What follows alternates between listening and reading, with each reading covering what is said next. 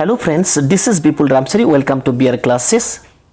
दिनै आं मोनसे जिअग्राफिनि सायाव गोदान भिडिअ लानानै फैदों। बे भिडिअनि टपिकनि मुङानो जादों सलार सिस्टेम, थामहिनबा सान अखरां।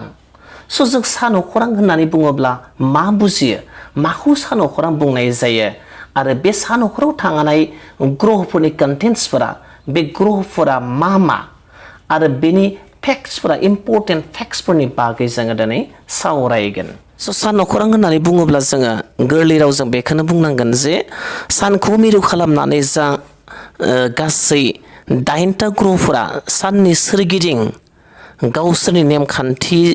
बादि गिदिंनायखौनो जोङो सान अखरां एबा सलार सिस्टेम होननानै बुंनो हागौ। नै जाबाय सलार सिस्टेम, नैबे सलार सिस्टेमनि बे सावगारि।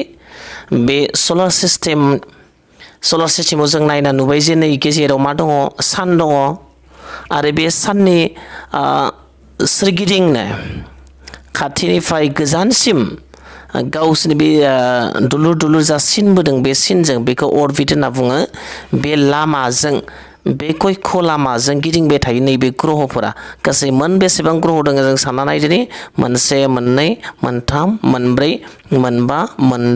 7 8 बे 8 ग्रहफोरा सोरगिदिं साननि सोरगिदिं गिदिंबाय थायो। बेयाव मोननै टार्मखौ जोङो मोजाङै बुजिनानै लाग्रोनांगोन गिबियावनो। जेब्ला बे ग्रहफोरा गावनि मिरु बिथौखौ गिदिंसो साननि सोरगिदिं गिदिङो आरो जेब्ला मोनफा ग्रहआ गावनि मिरु बिथौखौ गिदिङो, बेखौ मा होनना बुङो? रटेसन होननानै बुंनाय जायो। आरो जेब्ला गावसोरनि कक्ष लामानि गेजेरजों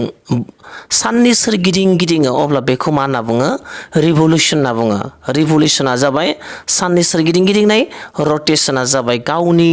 मिरु बिथौखौ गिदिंनाय। थारमाने मोनफ्रोमबो ग्रहफोरा गावनि मिरु बिथौखौ गिदिंनो मा खालामो? साननि सोरगिदिं गिदिंलाङो। खायसे सलार सिस्टेमनि इम्पोर्टेन्ट फैक्ट्सफोरखौ नैखि होनाय जादों।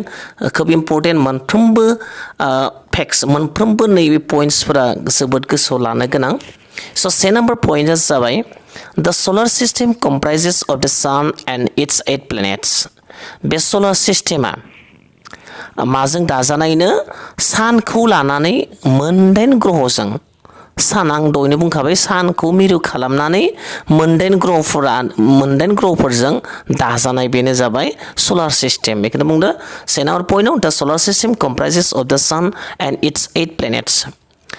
सान अखराङा माजों दाजानाय? सान आरो बेनि 8 ग्रहफोरजों दाजानाय। बे 8 ग्रहफोरानो साननि सोरगिदिं गिदिंबाय थायो। आरो बे साना बेसेबांबा गिदिर नालाय, बेनि ग्रेभिटेसन केपासिटिया गोबांसिन। बेयो गुबुन ग्रहफोरखौ बोनानै लायो आरो बे गुबुन ग्रहफोरा बेनि सोरगिदिं गिदिंबाय थायो। नेक्स्ट 2 नाम्बार पइन्टआ नायनोसै जोङो। द सान has a surface temperature of about 6000 degree Celsius. आरो बे साना मा दोङो? बिनि सारफेस टेम्पारेचार, जा बिनि बिदुङा, सारफेसनि बिदुङा, दुंथाया बेसेबांनो? फ्राय 6000 डिग्री सेल्सियासनो। 6000 डिग्री सेल्सियास बेसेबांबा बुरजा डिग्री सेल्सियास। माने बिनि खाथियावथ' थानानै खामथारजोबगोन, नङा होमबा? जोंनियाव बुहुमाव नांफैनायानो, बेसेबा गोजानाव नांफैनायानो बेसेबां गरम मोनो जों थानो हालायै बायदि मोनो। जुदि बिनि ओरैबायदि पावार, बिनि बिदुङा बेसेबां जागोननो? 6000 डिग्री सेल्सियास जागोननो। आरो दा सान इज 13 लाख टाइम्स बिगार देन द आर्थ। आरो बे साना जोंनि बुहुमनिख्रुइ बेसेबांनो? 13 लाख गुन गेदेरसिन जागोन। साइजआव, महराव बेसेबांनो? 13 लाख गुन देरसिन जागोन। बेसेबा गिदिर! जोङो बेसेबा गोजानाव थानायनि थाखायसो मा नुयो? फिसा नुहुरो, खिन्थु बेसेबा गिदिर साना। जोंनि बुहुमानो जेसेबां गिदिर, बे बुहुमनिसाय बेसेबांनो 13 लाख फान गेदेर जागोन। द सान tax 8 minutes and 16.6 seconds to reach the earth. आरो बे द सानलाइट टेक्स, बे सानलाइटआ, साननि सोराङा जोंनि बुहुमसिम मोनफैनो थाखाय बेसेबां सम लायोनो? 8 मिनिट आरो 0.6 सेकेन्ड लायोनो। 8 मिनिट 0.6 सेकेन्ड लायो। इमान स्पिडआव फैयो, एसेबां गोजाननिफ्राय। the sun is 93 million miles away from the earth. आरो बे साना जोंनि बुहुमनिफ्राय बेसेबां गोजानाव दङनो 93 मिलियन माइल्स गोजानाव दङनो 93 मिलियन माइल्स गोजानाव दङ जोंनि बुहुमा साननिफ्राय 3 नम्बर पॉइंटआ नेक्स्ट पॉइंटआ जाबाय इम्पोर्टेन्ट पॉइंटआ जाबाय the 8 planets are Mercury, Venus, Earth, Mars, Jupiter, Saturn, Uranus and Neptune in respect of distance from the sun. आरो मानो बे 8 ग्रहफोरा बे 9 ग्रहफोरानो मानो मार्कुरि भेनास आर्थ मार्स जुपिटार सेटार्न इउरेनास आरो नेपसुन बे मोनदाइन ग्रहफोरखौ आङो सिरियेलि गोजानखौ लाना जानथायखौ लाना साननिफ्राय जानथायखौ लानानै होनाय जादों तारमाने साननि खाथिसिनाव थानाय जाबाय मार्कुरि नेक्स्टआ जाबाय भेनास बेनि उनाव थामथिया जाबाय आर्थ ब्रैथिया मार्स बाथिया जुपिटार दथिया सेटार्न आरो स्निथिया इउरेनास आरो दाइनथिया जाबाय नेपसुन गोसोआव लानो गोनां बेखौ अर्डारलि गोसोआव लानो नांगोन मानोना परीक्षायाव फैनो हागौ जे साननिफ्राय थामथियाव थानाय ग्रहआ मा साननिफ्राय ब्रैथि गोजानाव थानाय ग्रहआ मा अब्ला जों जुदि बेखौ अर्डारलि गोसोआव लायोबा एनि कुइसन बेनि पजिशनखौ सोङोब्ला जोङो गोरलैयैनो एन्सार होनो हागोन नङा होमबा So next is about 3 number point as जाबाय inner planets एमभेम outer planets जे सान होनना बुंदों बेखौ so बे planets फोरखौ मा खालामनाय जादोंनो मोननै बाहागो खालामनाय जादोंनो बे planets खौ 9 ग्रहखौ मोननै बाहागो राननाय जादोंनो मानो नैबे सिंनिखौ नैबे मोनसे जोङो डट सिन नुदोंना नैबे डट सिन नुनाया बेयो बे डट सिन नुनाया जाबाय मा एस्टारॉइड होनना बुङो एस्टारॉइड बेल्ट होनना बुङो बे एस्टारॉइड बेल्टनि सिङाव थानायखौ मा होनना बुङो इनार प्लेनेट्स आरो बेनि गोजानाव थानायखौ बाहेरायाव थानायखौ थामहिनबा बाहेरायाव थानायखौ मा होनना बुङो आउटार प्लेनेट्स होनना बुंनाय जायो गोसोआव लानो गोनां एस्टारॉइड बेल्टनि सिङाव थानायफोरा जाबाय इनार प्लेनेट्स मानोना बेयो सिङाव दङ सिंथाराव दङ आरो नै जाबाय बाहेर एस्टारॉइड बेल्टनिफ्राय बाहेरायाव थानाय जाबाय आउटार प्लेनेट्स बे एसे बाहेरायाव दङ ना होमबा गोजानाव दङ आरो बेयो सिंथाराव दङ साननि खाथिथाराव दङ स' इनार प्लेनेट्सफ्रा मानो एमभेम आङो एखे सर्टै लिरनाय जादों एमभेम एम माने मार्कुरि भि माने भेनास इ माने आर्थ एम माने मार्स स' एमभेम इनार प्लेनेट्सआ जाबाय मार्कुरि भेनास आर्थ मार्स आरो आउटार प्लेनेट्सफोरा जाबाय जे सान आं सर्टै लिरदों जे सान J for Jupiter S for Saturn U for Uranus and N for Neptune बे गासै बेसेबां बे मोनब्रै एस्टारॉइड्सनिफ्राय स' एस्टारॉइडआ सोरनि गेजेराव दङ होनबा बेबो कुइसन जानो हागौ बे जाबाय सोरनि गेजेराव जुपिटार आरो मार्सनि गेजेराव दङ जुपिटार आरो मार्सनि गेजेराव नै एस्टारॉइड बेल्टआ दङ स' गोसोआव लानांगोन भेरि इम्पर्टेन्ट पइन्ट आरो 5 नम्बर पइन्टआ जाबाय the sun is at the centre of the solar system and all the planets revolve it in elliptical orbit आरो मा होनना बुंदो The sun is at the center of the solar system. सान अख्रांनि गेजेराव दङ सेन्टाराव आरो गासैबो ग्रहफोरा बेनि सोरगिदिं गावसोरनि कक्ष लामाजों गिदिंबाय थायो बेयो स' गोसोआव लानो गोनां बेयो भेरि इम्पर्टेन्ट नेक्स्ट जाबाय 2 नम्बर पइन्टआ जाबाय 6 नम्बर पइन्टआ जाबाय द सान येसा थालांदो बेयाव दे द सान इज द नियरेस्ट स्टार टु द आर्थ साना मानो बुहुमनि खाथिसिनाव थानाय बयनिख्रुइबो खाथिसिनाव थानाय मा हाथरखिनो जोङो अख्रां सायाव नारोबा माखासे हाथरखि नुयो नङा होमब्ला हराव माखासे सानथ्र'नाय हाथरखिफोर दङ बे हाथरखिफोरनि मादाव सानाबो मोनसे हाथरखि आरो बे सानानो बुहुमनि खाथिसिनाव थानाय हाथरखि जों सानखौ गोसोआव सानफ्लाङा आरो सानखौ जों हाथरखि होननानै सानना लाफ्लाङा स्टार खिन्थु बेबो मोनसे स्टार बे स्टारा बुहुमनि खाथिसिनाव थानाय स्टारनो एकदम नियारेस्ट स्टार टु द आर्थ होनना बुङोबा मा जागोन दा सान जागोन दे गोसोआव लाखि भेरि इम्पर्टेन्ट आन्साराव फैबाय थायो नेक्स्ट 7 नम्बर पइन्टआ जाबाय the size of solar system has been estimated to about 10 to the power 5 AU मा होनना बुंदों द size of the solar system बे सोलार सिस्टेमनि महरा जोंनि बे सान अख्रांनि महरा मानो has been estimate खालामनाय जादों माने थिग खालामनाय जादों बेसेबां होननानै to about 10 to the power 5 astronomical unit जागोन होननानै बेखौ सानना लानाय जादों आरो एस्टिमेटेड माने खालामनाय जादों आरो बेसेबांनो 10 to the power 5 astronomical unit astronomical unit जाबाय मोनसे आर्थ आरो साननि जा डिस्टेंस खौ सुनाय मोनसे unit बेया astronomical unit होनना बुङो बेनि मा जागोन 10 to the power 5 जागोन गोसोआव लानो गोनां very important facts next जाबाय Sirius the dog star होनना बुङो brightest planet outside the solar system जोंनि सान अख्रांनि बाहेराव आंखौ बाहेराव थानायबाबो लाबोदो इम्पोर्टेन्ट फैक्टनि थाखाय जोंनि सान अख्रांनि बाहेराव थानाय बयनिख्रुइबो गोजोंसिन हाथरखिया मा होनना बुङोब्ला ब्राइटेस्ट प्लेनेटआ मा होनना बुङोबा सिरियास एबा डग स्टार बावगारनानै माब्लाबा सानखौनो होनो हागौ बेखौ गोजों ब्राइट नुयो होननानै खिन्थु साना जाबाय दा साना मा जोंनि सलार सिस्टेमाव दङ नाथाय डग स्टारा जोंनि सलार सिस्टेमनि बायजोआवसो दङ स' इम्पोर्टेन्टखाय बेखौ आं सोनानै होफानाय जादों So next गुन नाम्बार आं मोनसे ट्रिक होदों नैबे माने ग्रहफोरनि बे प्लेनेट्सफोरनि पजिशनखौ माबानो थाखाय गोसोआव लानायनि थाखाय आं मोनसे ट्रिक होनाय जादों बेखौ खेब्रै खेबबासो बुंबाय थायोबा एबा गले गले भिडिअखौ जुदि नायोब्लानो गोसोआव थागोन आरो एम भेम जे सान एम भेम जे सान एमआ जाबाय बे डिस्टेन्सखौ लाना होनदो दे आं साननिफ्राय जानथायखौ लाना फारियै साजायनाय जादों अर्डारलि एमआ जाबाय मार्कुरि जों मिथियो खाथिसिनाव थानाया भिआ जाबाय भेनास इआ जाबाय आर्थ एमआ जाबाय मार्स जेआ जाबाय जुपिटार एसआ जाबाय सेटार्न इउआ जाबाय इउरेनास आरो एनआ जाबाय नेपसुन स' आसा खालामो बे सलार सिस्टेमनि बागै एसे मिथिबाय दा नेक्स्ट पइन्टआव थांनोसै जों मोनफा मोनफा सावरायलांनोसै जोङो मार्किउरि फार्स्ट बुहुमनि साननि खाथिसिनाव थानाय ग्रह बेनो जाबाय मार्किउरि नै जाबाय मार्किउरिनि सावगारि आरो नै जाबाय मार्किउरि गोसोआव ला स' मार्किउरिया मा से नाम्बार फेक्टआ जाबाय बे मार्किउरिनि बागै खायसे इम्पर्टेन्ट फेक्टसफोरखौल' होनाय जादों आं बेखौ स्मलेस्ट एन्ड इनार्मस प्लेनेट फिसासिन ग्रह होनना बुङोबा मार्किउरि smallest planet and enormous planet एक सिंथाराव थानाय थारमाने साननि खाथियाव थानाय सिंथाराव भितराव पजिशनखौ नायोब्ला इनार्मस प्लेनेटआ मा होनना बुंबाबो मा जागोन मार्किउरि जागोन आरो स्मलेस्ट प्लेनेट होनना बुङो इन आवर सलार सिस्टेम होनबाबो जागोन बेबो मार्किउरियानो जागोन एन्सारा गोसोआव लानो गोनां खोब इम्पर्टेन्ट फेक्टस बेफोरो नै नाम्बाराव दं इट हेज नो एटमस्फियार बेहा जेबो एटमस्फियार गैया जेबो आबहावा बे एख' माने एटमस्फियार बेवहाय गैया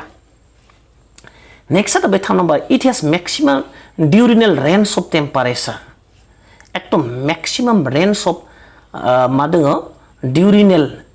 डिउरिनेल रेन्ज अफ टेम्पारेचार दं गोलाव माबानानै टेम्पारेचार दङ मेक्सिमाम गोबां माने टेम्पारेचार दङ बेहा बिदुं दङ बेहा नेक्स्ट 4 नाम्बारा जाबाय इट हेज नो सेटेलाइट बेहा जेबो सेटेलाइट ग्रहसाफोर गैया 5 नाम्बाराव जाबाय रटेशन बे माबाया जों मिथिगौ जे सान अख्राङाव थानाय बे ग्रहफोरा गावसोरनि कक्ष लामाजों मा खालामो साननि सोरगिदिं खेबसे स्रायगिदिं आरो गावखौ गिदिं लुद्रा गिदिंसो गिदिंलांबाय थायो गावबो गिदिङो गावनि एक्सिसआवबो गावनि मिरु बिथौखौ गिदिंनायखौ होनना बुङो रटेशन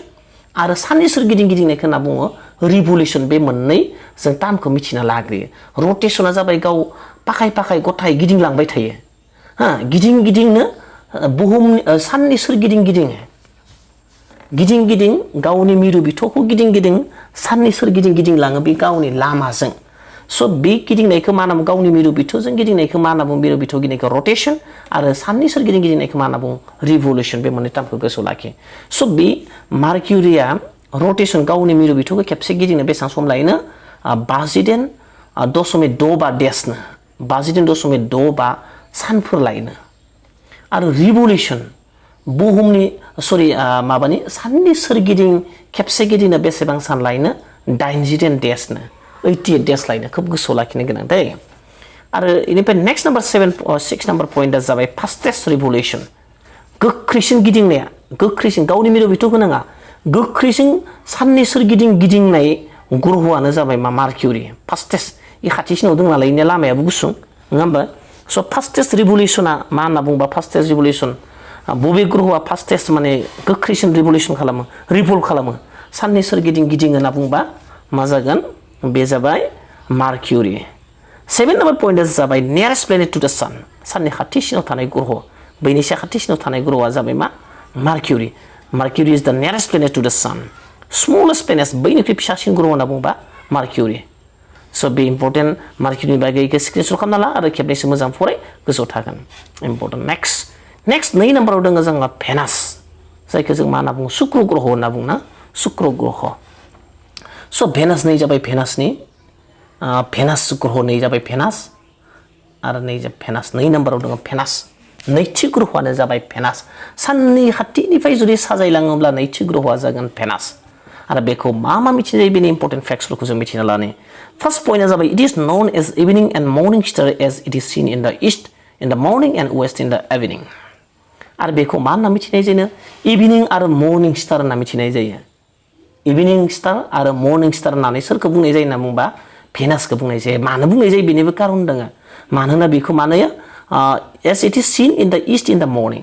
फुङाव सानजाहा नुयो मर्निं स्टार जालायबाय आरो बेलासि बबेथिं नुयोनो वेस्ट इन द इभिनिं बेलासि समाव माखै नुयोनो सोनाबथिं नुयो बेनिखायनो बेखौ इभिनिं आरो मर्निं स्टार बुंनाय जायो गोसोआव ला आरो ब्राइटेस्ट प्लेनेट भेनासआनो बैनिसे ब्राइटेस्ट व्हाट इज द ब्राइटेस्ट प्लेनेट होनना बुङोब्ला मा जागोन भेनासआ गोजोंसिन ग्रह हटेस्ट प्लेनेट बैनिसे गरमसिन गुदुंसिन ग्रहआ मा होनना बुङोबा भेनास नेक्स्टआव दङ नियरेस्ट प्लेनेट टु द आर्थ बुहुमनि खाथिसिनाव था दयनिया जाबाय साननि खाथिसिनावमोन मार्किउरिया एबार बुहुमनि खाथिसिनाव थानाय ग्रहआ मा होनना बुङोबा भेनास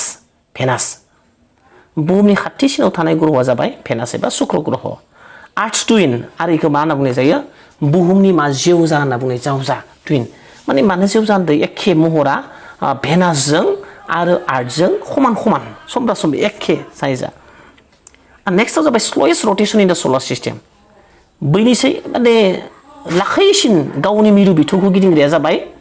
मा बियो भेनासआ गावनि मिरु बिथौखौ माने एकदम लाखै गिदिंसिनो बेसेबां सम लायो रटेसनाव 257 डेज 257 डेज लायनो बाप्पाव 257 सानफोर लायनो गावनि मिरु बिथौखौ खेबसे गिदिंनोनो 257 सान लायो आरो रिभलिउसना जाबाय साननि सोरगिदिं गिदिंनांगौ रिभलिउसन बा साननि सोरगिदिं गिदिंनाय साननि सोरगिदिं गिदिंनो बेसेबां लायनो 224.7 सानफोर थारमाने गावनि माबायासो रटेसनासो गोबावसिन लायो थारमाने गावनि मिरु बिथौखौ गिदिंनो द्रोद थांनायावनो साननि सोरगिदिङानो खेबसे गिदिंनाय जाहैयो साननि सोरगिदिं गिदिंनायासो जोबग्रिलाङो ओरैबायदि आरो बाथ्राया गोसोआव लानो गोनां बेखौ नेक्स्ट जाबाय रटेट्स फ्रम ईस्ट टू वेस्ट आनलाइक आदार प्लेनेट्स आरो गुबुन ग्रहफोरनिफ्राय बाय जुदा आलादा बेयो मानिफ्राय गुबुन ग्रहआ जेरै बुहुमा जोंनिया मानिफ्राय सोनाबनिफ्राय सानजाथिंसो गिदिङो खिन्थु माबाया भेनासआ शुक्र ग्रहआ मानिफ्राय गिदिङो ईस्ट टू वेस्ट सानजानिफ्राय सोनाबखैसो गिदिङो सानजानिफ्राय सोनाबखै गिदिंलाङो गोसोआव लानो गोनां दे बे उल्टा इम्पर्टेन्ट फेक्ट नो सेटेलाइट भेनासआबो जेबो सेटेलाइट गैया मार्किउरियाबो नो सेटेलाइट भेनास नो सेटेलाइट दाना नेक्स्टआव जों थांलायनोसै 3 नाम्बार ग्रहआ जाबाय साननि गोजान हिसाबै थामथियाव थानाय ग्रहआनो जाबाय आर्थ एबा बुहुम होनना बुङो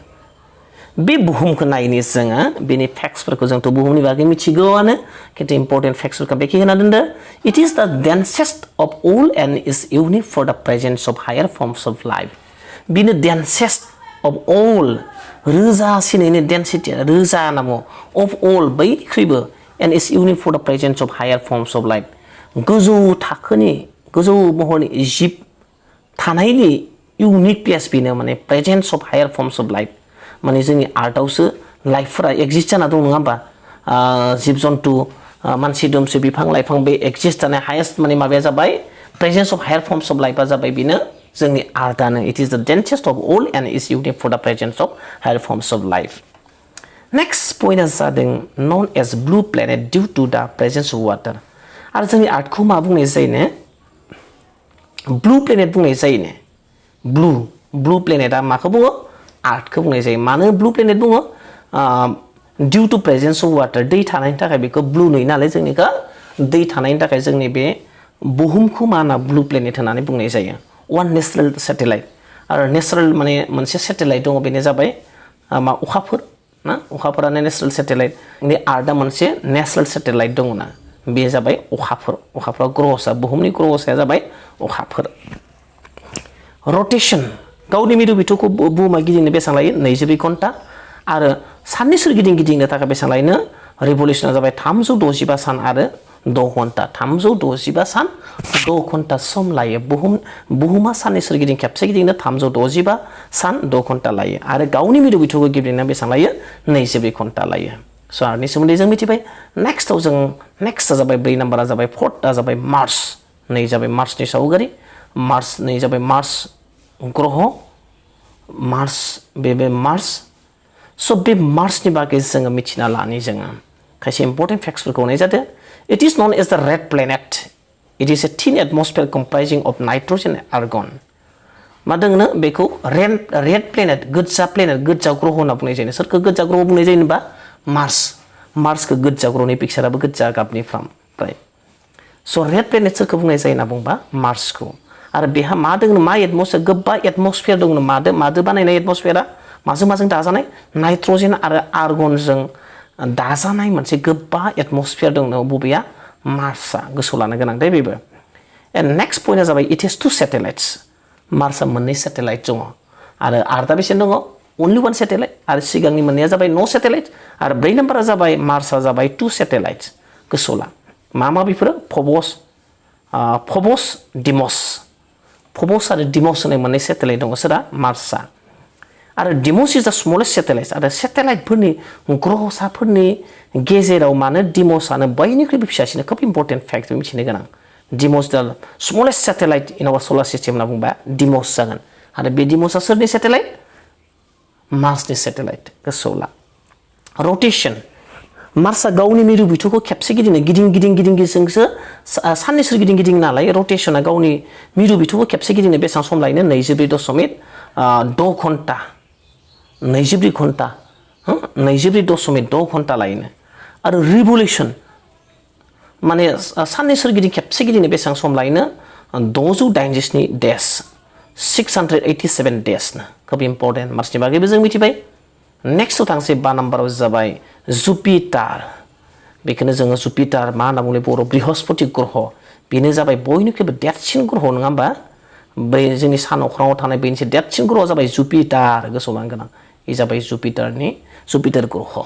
जुपिटार ग्रहआनो जाबाय लार्जेस्ट माने देरसिन स' इम्पर्टेन्ट फेक्ट्सफोरखौ मिथिना लानोसै जों 2 नाम्बाराव दङ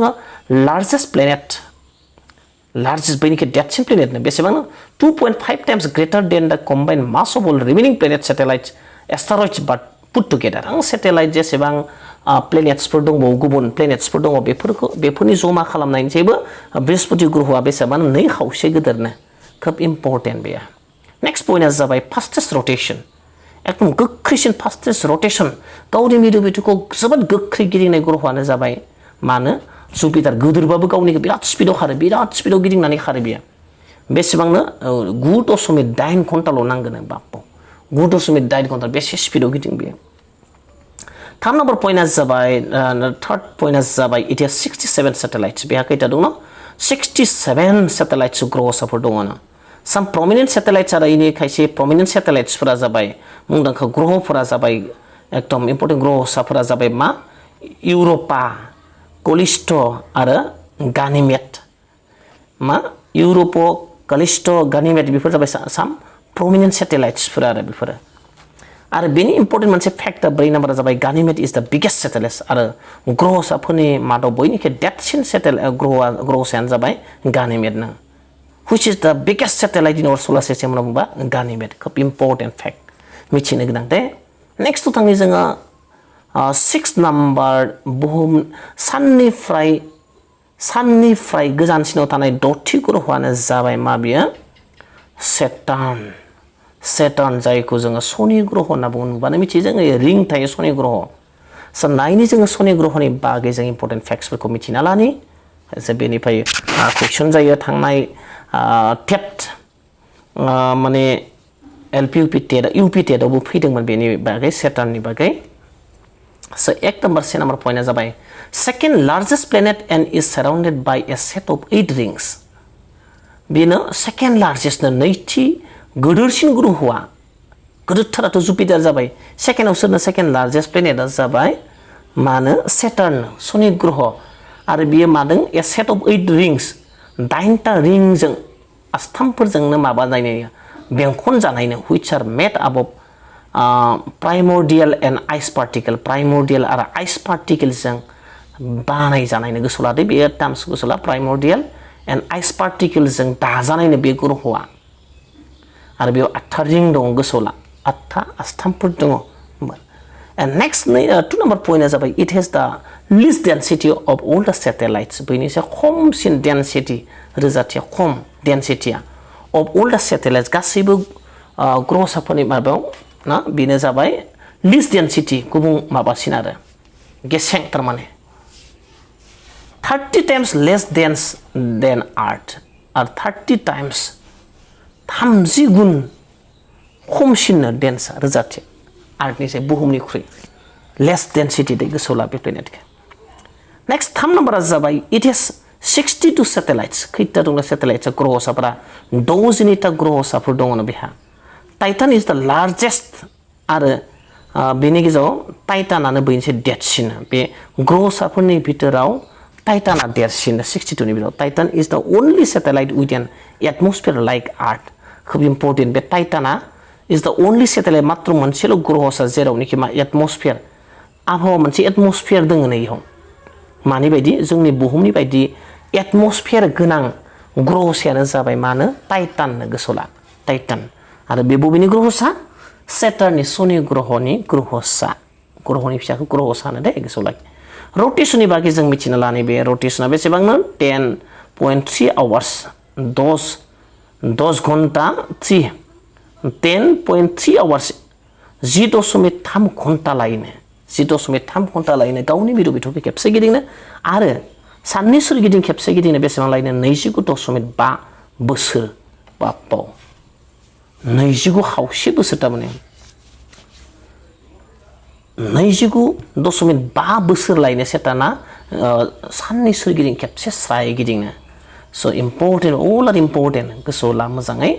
नेक्स्टआव जाबाय स्निथि ग्रहआनो जाबाय बे इउरेनास सो इउरेनासनि बागै जों मिथिना लानि बे नै जाबाय इउरेनास ग्रह नायदोनि जोङो मा बिनि इम्पोर्टेन्ट फैक्ट्सफोरखौ नायनि 1 नम्बरा जाबाय known as green planet so बबेखौ green planet होनना बुंनाय जायोबा Uranus is known as green planet green planet सोरखौ बुंनाय जायो यूरेनस गोसोआव ला rotates north to south बेनियाबो उल्था आलादा rotates north to south साहानिफ्राय खोलाखैसो गिदिङो बियो साहानिफ्राय खोलाखै गावनि मिरु बिथौखौ जागायनाया साहानिफ्राय खोलाखै गिदिं गोसोआव ला and third number point जाबाय surrounded by a system of 9 fence rings आरो बेयाव मा दङ 9 fence rings स्थामफोर दङ surrounded by a system of 9 fence rings दङ बेहाय यूरेनासआ गोसोआव लानो गोनां इम्पोर्टेन्ट पॉइंट आं गासिबो इंराजिजों लिरनाय जादों मानोना इन्टारभिउ इंराजिजों फैखायो नालाय जों टार्मफोरखौ इंराजि मोनो जों एसे बुजिना लाब्लानो जाबाय स' आङो गासैबो सेन्टेन्सफोरखौ इंराजिजोंनो लिरनाय जादों नेक्स्ट 4 नम्बर पॉइन्टआ जाबाय इट हैज 27 सैटेलाइट्स बे गासै 27टा ग्रहसाफोर दङ द प्रमिनेन्ट आरो मिरान्डा एरियेल आरो प्रमिनेन्टफोरा बिसोरनि मादाव मा मिरान्डा आरो एरियेलनो गोसोआव लानो गोनां स' यूरेनासनि बागै मिथिबाय नेक्स्टआव जोङो नेक्स्ट जाबाय नेपसुन एबा जोबथि ग्रह सान अख्राङाव थानाय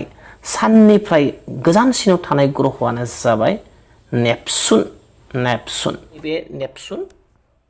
इम्पोर्टेन्ट मोनसे ग्रह बेबो जोबथि ग्रह किन्तु आगोलो प्लुट'खौबो मोनसे ग्रह होनना साननाय लानाय जादोंमोन नालाय गासै 9टामोन बेयो लास्ट सेकेन्डमोन किन्तु दा मा जाबाय बेयो नेपसुन प्लुट'खौ ग्रह होननानै हमनाय जालिया दानिया स' बेनो जोबथि ग्रह जाहैबाय नेपसुन नै जाबाय नेपसुननि सावगारि नेपसुन ग्रह बेनि इम्पोर्टेन्ट पइन्ट्सफोरखौ जों नायनो लानो फै स' it is a penultimate planet बेखौ पेन आल्टिमेट होनना बुंनाय जायोमोन लास्ट सेकेन्ड दाथ' किन्तु बे लास्टानो जाहैबाय planet has a dynamic atmosphere dynamic energetic forceful माने atmosphere दङ ना energetic माने atmosphere दङ ना so it is a penultimate planet has a dynamic atmosphere which contains an Earth-sized blemish called the great dark spot that is reminiscent of Jupiter's great red spot आरो मा दङ बेहा बे नेपसुना मा दङनो मोनसे Earth size an Earth size आरो बुहुमनि महरनि बायदि मोनसे मा दङनो ग्रेट डार्क स्पट होननाय मोनसे माने ग्रेट डार्क स्पट होननाय मोनसे मा दङनो बेहा दाखोन दङ बेहा मोनसे ग्रेट डार्क स्पट दङनो बेहा आरो that is reminiscent of Jupiter's great red spot आरो बेयो माखौ गोसोखाङैनो जुपिटारनि ग्रेट रेड स्पटखौ जोंनो गोसोखाङै थारमाने जुपिटारनि बायदि ग्रेट रेड स्पट बायदिखौ जोंखौ बे नैबे नेपसुननि ग्रेट डार्क स्पटआ मा जोंखौ गोसोखांहोयो आरो नेक्स्ट पइन्टआ जाबाय कल्डेस्ट प्लेनेट आरो बेनो जाबाय बयनिख्रुइ गुसुसिन ग्रहनो मानोना बुहुमनि साननिफ्राय बेनो बयनिख्रुइबो बांसिन गोजानसिनाव थानाय ग्रह नालाय बे जाबाय कल्डेस्ट प्लेनेट होनना बुंनाय जादों बेखौ बेनो जाबाय गुसुसिन बे बिदुंखौ मोना स' कल्डेस्ट प्लेनेट नेक्स्ट इम्पर्टेन्ट पइन्टआ जाबाय स्ल'एस्ट रिभलिउसन इन सलार सिस्टेम आरो जोंनि बे सान अख्राङाव बयनिख्रुइ लासैसिन साननि सोरगिदिं गिदिंनाय खेब साननि सोरगिदिं गिदिंनाय ग्रहफोरनि मादाव बेयो बयनिख्रुइबो लासैसिन साननि सोरगिदिं गिदिंग्रा ग्रह बेयो नेक्स्ट इम्पर्टेन्ट पइन्टआ जाबाय इट इज 5 फेन रिंस आरो बेहा मा मोनबा फिसा मा दङनो फिसा थिन मा दङनो रिंस दङ आस्थामफोर दङनो बे ग्रहआ it appears as green star आरो बेयो मा ग्रीन स्टार थामहिनबा गोथां हाथरखि हिसाबै नुजायोनो बेयो नेक्स्ट पइन्टआ जाबाय इम्पर्टेन्ट पइन्टआ जाबाय फार्देस्ट प्लेनेट फ्रम द सान आं दासो बुंखालांबाय फार्देस्ट प्लेनेट फ्रम द सान साननि गोजानसिनाव थानाय ग्रह साननिख्रुइ बयनिख्रुइबो गोजानसिनाव थानाय ग्रहआनो जाबाय नेपसुन नेक्स्ट इम्पर्टेन्ट पइन्टआ जाबाय इट इज 14 सेटेलाइट्स बेहा 14टा ग्रहसाफोर दङनो नेपसुना मोन 14टा ग्रहसाफोर दङ 14 सेटेलाइट्स दङ द प्रमिनेन्ट आर ट्राइटन एन्ड नेरिड आरो बे प्रमिनेन्टफ्रा बेनि बे ग्रहसाफोरनि प्रमिनेन्टफ्रा जाबाय मानो ट्राइटन आरो नेरिडनो गोसोआव लानो गोनां बे दानिया जों रटेसननि बागै मिथिनोसै स' बे नेपसुना गावनि मिरु बिथौखौ खेबसे गिदिंनो रटेसनाव बेसेबां सम नांगौनो 15.7 देस 15.7 सानफोर नांगौनो रटेसन माने गावनि मिरु बिथौखौ गिदिंनो थाखाय मा 15.7 सानफोर नांगौ आरो रिभलिउसन साननि सोरगिदिं खेबसे गिदिंनो थाखाय बेसेबां बोसोर नांगोन 165 बोसोर नांगोन 165 बोसोरावसो मा खालामहैयो नेपसुना साननि सोरगिदिं खेबसे गिदिंनो हायो गासैबो ग्रहफोरखौ जों सावरायजोब्बाय आरो दिनैनि भिडिअ'आबो बेखिनियानो भिडिअ'खौ नायनानै मोजां मोनबायबा प्लिज लाइक खालाम साबस्क्राइब खालाम आरो गुबुननोबो शेयार खालाम थेंक इउ फर वाचिं